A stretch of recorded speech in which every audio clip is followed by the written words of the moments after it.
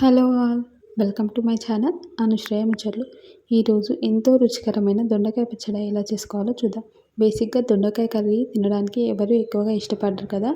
So ఇలా దొండకాయ చట్నీ అయితే ఒకసారి ట్రై చేయండి. ముందుగా ఒక ప్యాన్ తీసుకొని అందులో 1 టేబుల్ స్పూన్ ఆయిల్ వేసుకొని కొన్ని పల్లీలు, పచ్చిమిర్చి, కరివేపాకు వేసుకొని ఇలా మంచిగా దోరగా ఫ్రై చేసుకోవాలి.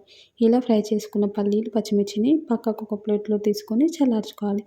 నెక్స్ట్ అదే ప్యాన్లో కొంచెం ఆయిల్ పోసుకొని ముందుగా కట్ చేసి పెట్టుకున్న దొండకాయ ముక్కలు వేసుకొని ఈవెన్గా కలుపుతూ మంటని మీడియం ఫ్లేమ్లో పెట్టుకొని మగ్గనించుకోవాలి.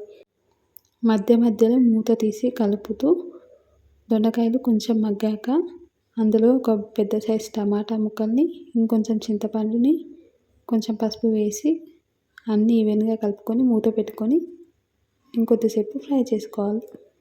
ఇలా ఫ్రై చేసుకున్న దొండకాయ మిశ్రమాన్ని కూడా పక్కన తీసుకొని చల్లార్చుకోవాలి. ఇప్పుడు మనం ముందుగా చల్లార్చుకున్న పల్లీలను అయితే ఫస్ట్ మిక్సీ జార్లోకి తీసుకొని మిక్సీ వేసుకోవాలి. ఎందుకంటే పల్లీలు పొడి పొడిగా ఉంటాయి కాబట్టి పౌడర్ అవుతుంది. మళ్ళీ దొండకాయ ముక్కలు వేస్తే రెండు పేస్ట్ అవ్వవు.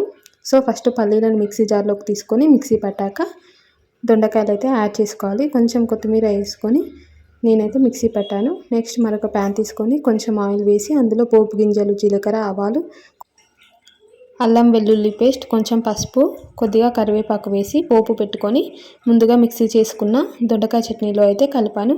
ఇదే విధంగా మీరు రోటీలో మిక్సీ చేసుకుంటే ఇంకా టేస్ట్ చాలా బాగుంటుంది.